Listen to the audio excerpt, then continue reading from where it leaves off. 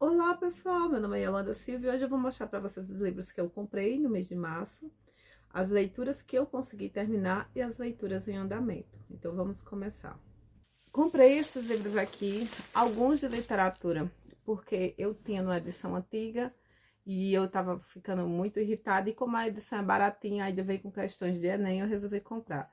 Que são esses aqui, ó, Memórias Póstumas de Brás Cubas. Esse aqui eu já abri porque eu estou dando uma relida, criando questões tipo Enem para os meus alunos. Aí eu fui pegando algumas partes e fui, né, colocando aqui. Inclusive hoje, gente, eu vou até colocar aí para vocês uma citaçãozinha que eu achei o máximo. Eu tava na médica e eu, sabe, fiz um postzinho com essa citação, que está na página 47 desse livro, que diz assim, ó: com efeito, não era já o reumatismo que a matara, era um cancro no estômago. A infeliz padecia de um modo cru, porque o cancro é indiferente às virtudes do sujeito. Quando rói, rói. Roer é o seu ofício. Mórbido, né? Brás Cubas falando sobre a morte da própria mãe.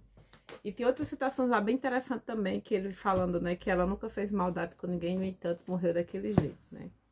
E eu lembrei porque minha mãe chegou falando assim, porque meu cunhado está doente. E ela falou basicamente a mesma coisa de Brás Cubas, né? Que mãe, meu cunhado é uma benção.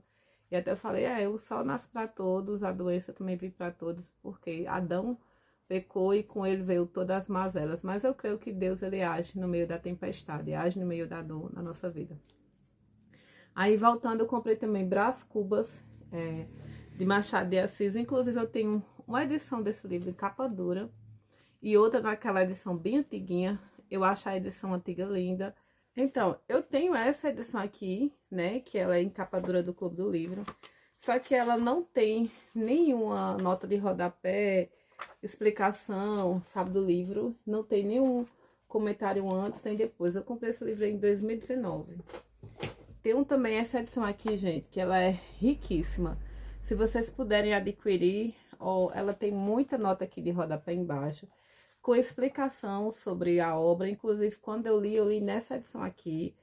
Tem material de apoio para você antes, né, e depois. Olha como é rico esse material de apoio, ó, né? Tudo sobre a vida de Machado, Rio de Janeiro, ó, né? Um mundo que se mostra por dentro e se esconde por fora, né? Esse comentário aqui é maravilhoso, tem muitas fotos, muitas coisas sobre Machado de Assis, e ainda vem esse exercíciozinho aqui. Então, se você puder, né, comprar essa edição aqui, gente, essa edição é simplesmente maravilhosa. Olha isso aqui, né, ó, assim, não desmerecendo, mas sei lá, eu amo essas capas. Um dia eu queria comprar todos os livros dos clássicos dessa editora aqui. Provavelmente, né, série Bom Livro. Provavelmente eu tô desmofada. Esse aqui tá com cheirinho de mofada, e quando eu começo a ler por ele, eu começo a espirrar e ficar com crise alérgica. Mas me dá uma tristeza, porque eu amo essa edição. Então, ó, essas aqui são minhas antigas edições e eu comprei essa pra trabalhar, né? Mas, assim, diante de todas essas, se vocês puderem comprar essa, comprem. Realmente é diferente, né? Eu já li essa obra 2 vezes, eu vou ler novamente. Eu adoro Brás Cubas, eu acho que a máxima aqui é muito sinistrona, sabe? Inclusive, é o meu preferido, até mais que Brás Cubas e Dom Casmurro. Continuando, gente, também nessa safra aqui eu comprei esse livro aqui, que é Neurociência Aplicada à Educação, Caminhos para Facilitar a Aprendizagem na Sala de Aula, de Renata Aguilar.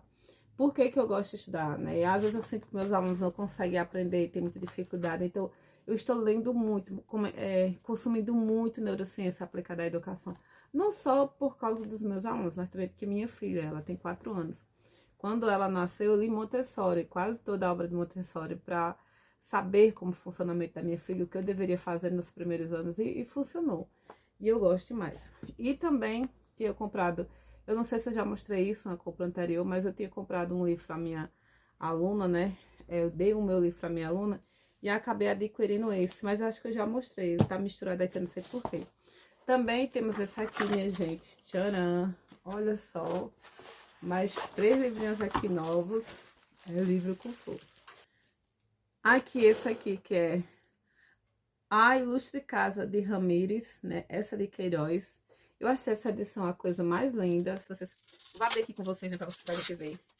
Gente, essa de Queiroz é realista. E meu sonho, ela é toda a obra de Machado de Assis, dos realistas, né, brasileiros. E depois embarcar nos realistas portugueses e nos realistas ingleses. Olha só que coisa. Tem um fitilho, deixa eu ver aqui se tem algum comentário. Provavelmente deve ter, tem o prefácio. Aqui, ó, bonitinho. Não sei se tem mais alguma coisa depois, deixa eu ver. Essa tem o prefácio, tem sobre essa de Queiroz, tem bastante informação sobre a vida dele no final. Isso é importante, gente, sabe? E o fitilhozinho é a coisa mais linda, muito bonito esse livro, né, gente? Olha só, dá pra fazer. Quando eu ler, eu vou fazer um vídeo bem roupas vitorianas. Esse aqui também eu comprei, nunca li Euclides da Cunha, né, que começa aqui o pré-modernismo, né, eles entram no pré-modernismo. É uma literatura bem interessante, eu não conheço e eu vou ler esse ano. E por último, eu comprei também nessa edição aqui, Dom Casmurro. Gente, eu jurava que eu tinha Dom Casmurro uma edição que era tipo a imagem de Capitu com o filho o menino parecendo com o outro, que eu esqueci o nome do personagem que... bem que eu achava que ele tinha traído. E eu não sei onde tá. Acontece comigo igual acontece com alguns professores universitários.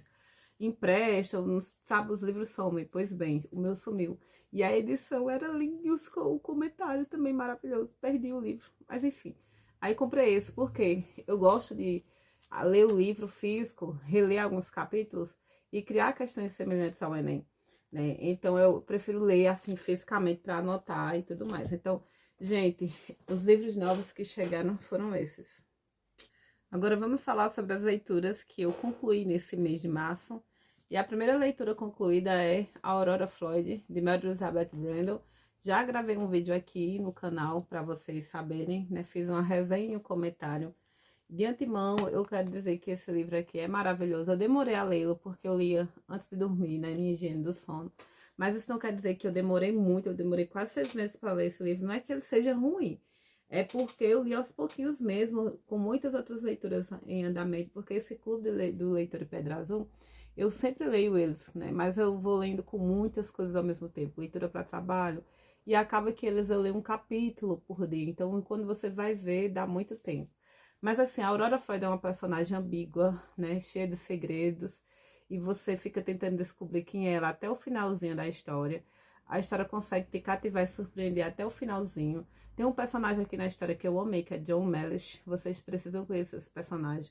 É realmente lindo. Tem uma vilã odiosa, que é a esposa do Alferes, que é uma pessoa horrível. Alferes, gente, eu só quero chamar Alferes. Alferes, que ela é uma mulher bem invejosa, odiosa e causa grandes problemas à Aurora. E é isso aí. Um livro maravilhoso. A outra obra que eu li é O Poder do Subconsciente, Joseph Murphy. Eu li no Kindle e vocês podem ver aqui ao lado. Uma leitura muito agradável, né? Ele vai falando sobre o poder que o nosso inconsciente tem de trabalhar a nosso favor. Ele fala que, enquanto nós estamos dormindo, nosso inconsciente, que ele chama de subconsciente, ele está lá trabalhando, né? Então, aquilo que nós sugerimos, que nós acreditamos, que nós fomentamos em nosso imaginário, o inconsciente acaba tomando como verdade. Então, enquanto dormimos, ele vai trabalhando aquilo. Esse livro, inclusive, tem muita similaridade com o livro Organize Sua Desordem Mental, de Caroline Leaf. Mas o livro de Caroline Leaf traz muitas evidências científicas, né? E é um pouco mais aprofundado. E eu acho ele muito legal e superior. Mas o livro também vale a pena, tá certo, gente? Agora vamos falar sobre as leituras em andamento para vocês, né? Leituras que eu estou tentando concluir. Provavelmente vão ser leituras de abril, né? Mas eu estou lendo agora em março, que é Uma Lágrima de Mulher, de Aloysio de Azevedo. Esse livro aqui ainda não é um livro naturalista, pelo que eu entendi, mas já mostra algumas coisas assim. E é bem interessante que ele se passa na Itália. Estou começando agora as primeiras páginas, não tenho muita coisa para falar. Aqui também eu estou relendo, né? Noite na Taverna, e eu vou ler o Macário, eu não li ainda o Macário, de Álvares de Azevedo, né? Porque é um livro que eu quero muito. Os meus alunos vão fazer seminários, então, como eu li há muito tempo, Noite na Taverna, eu não lembro de todas as histórias Então, para elaborar perguntas, eu vou reler também. Esse aqui também, Memórias Póstumas de Brás Cubas. Eu estou criando algumas questões, por isso eu estou, né, lendo. E só para vocês saberem, Machado de Assis, gente, é uma obra que você precisa ler. Mas assim, eu percebi uma coisa muito interessante. Eu passei o filme de Machado de Assis, né, Memórias Póstumas de Brás Cubas, um livro, inclusive, que é muito bom, tá entendendo? Que ele é muito fiel ao livro, né? E quando eu comecei a passar, eu digo, nossa, meus alunos vão dormir. Mas eu percebi que o filme prendeu eles, sabe? A personagem começou a prendê-los, os diálogos, mesmo com a linguagem rebuscada, eles gostaram no terceiro ano, como uma revisão do naturalismo, né, e uma forma deles entenderem o contexto histórico de época, para que eles possam realmente conseguir responder as questões do Enem. Continuando, gente, aqui o livro que eu estou lendo é Pedra da Lua, de Wilkie Collins.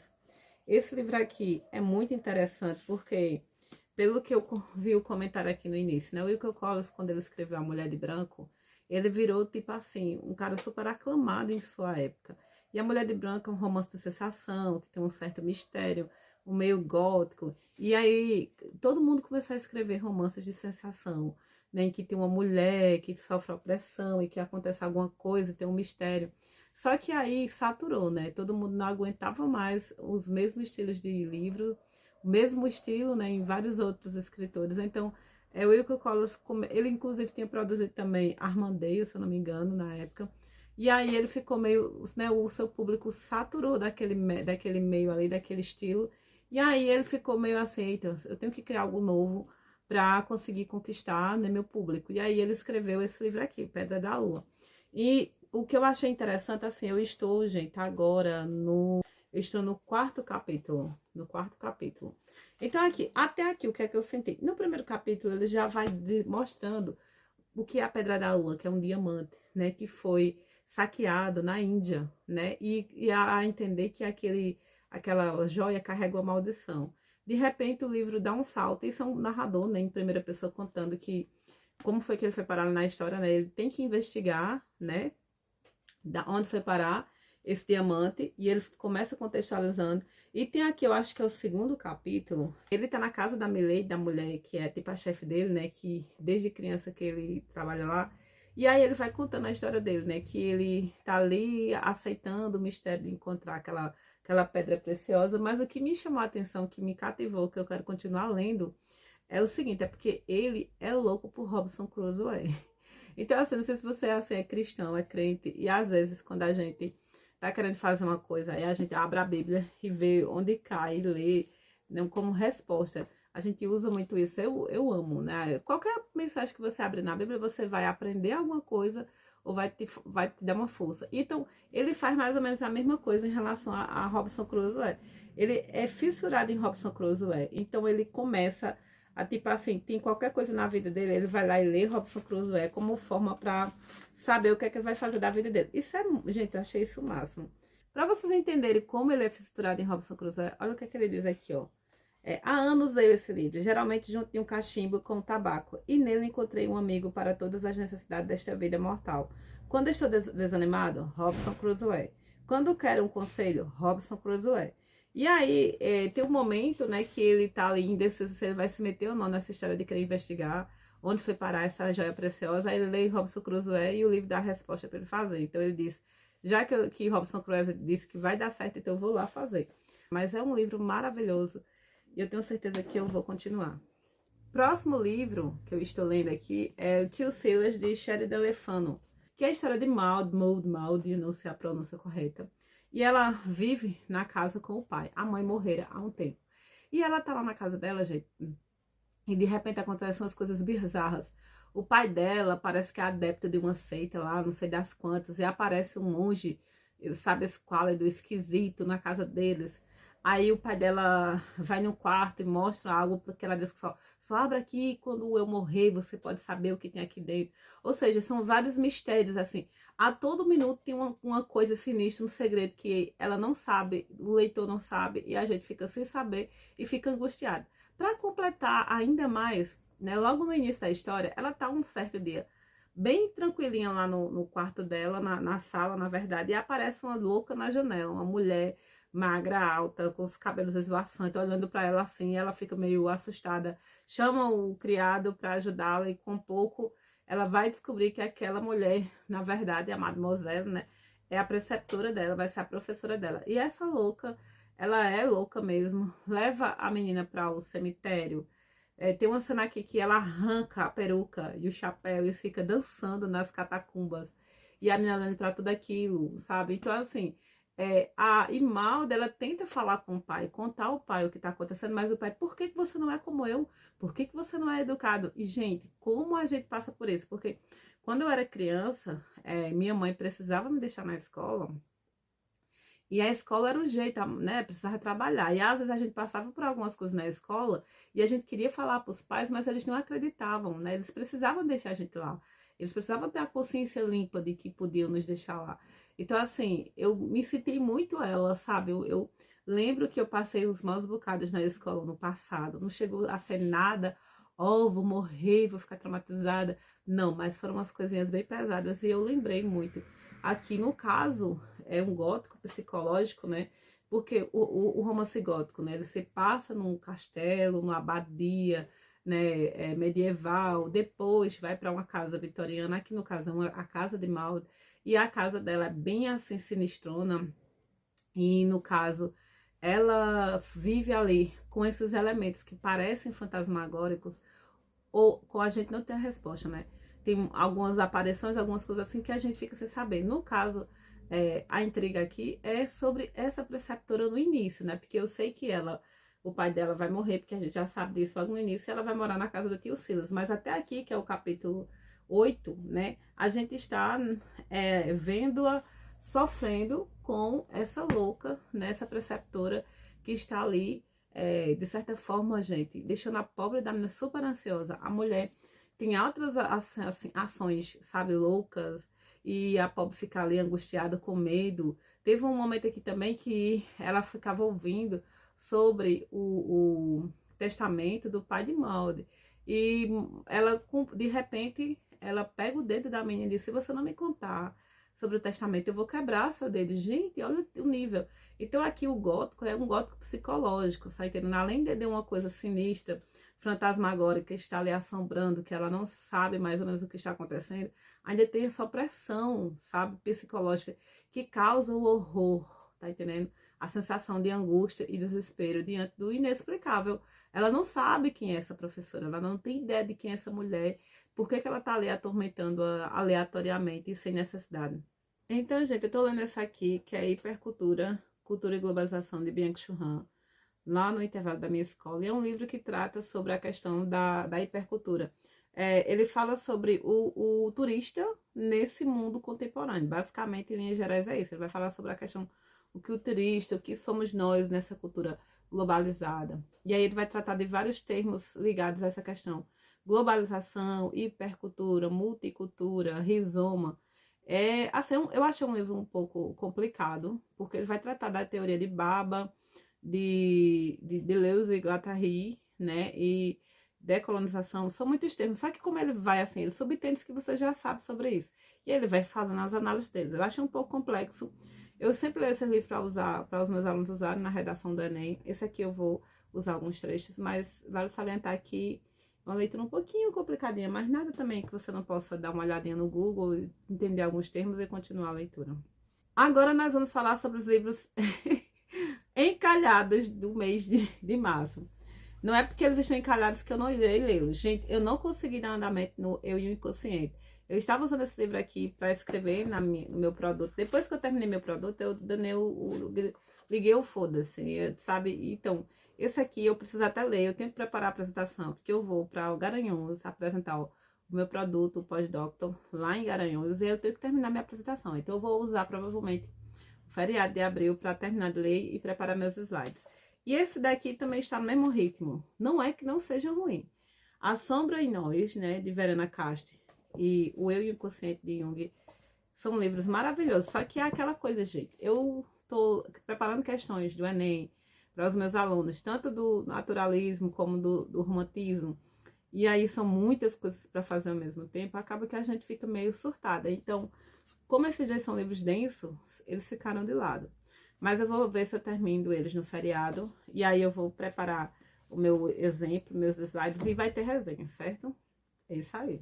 Gente, para concluir, provavelmente, vamos falar sobre as próximas resenhas que teremos aqui.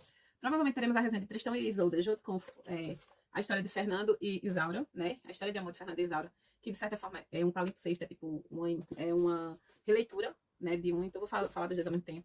E teremos também a resenha dos Mistérios de Udolfo. Estou preparando essa resenha, que eu quero que ela seja muito bem feita, porque eu amo demais ler livros, eu amo Anna Radcliffe, e eu quero que seja uma resenha muito carinhosa. Então é isso, os livros que vocês podem ver que eu adquiri esse mês, os livros que eu li e os livros que eu estou lendo, todos eles com muita... parece que eu li pouco, né? Mas é porque eu estou lendo muita coisa ao mesmo tempo. Acaba que o tempo acaba ficando meio né, misturado. Mas enfim, é isso aí. Tchau pra vocês. Até a próxima.